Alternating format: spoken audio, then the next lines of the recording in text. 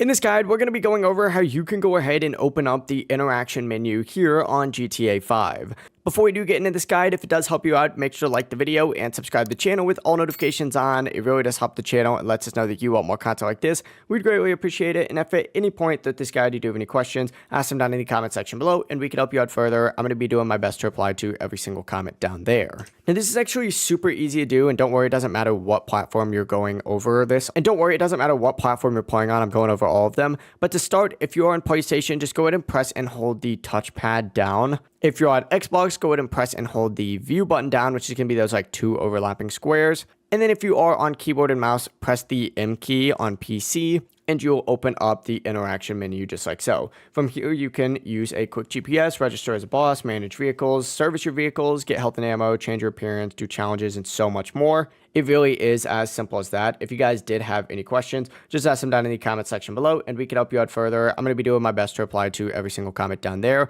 Before you do leave this guide though, make sure to like the video and subscribe to the channel with all notifications on. It really does help us out. Lets us know that you want more content like this. We'd greatly appreciate it. Have a great rest of your day though. Peace.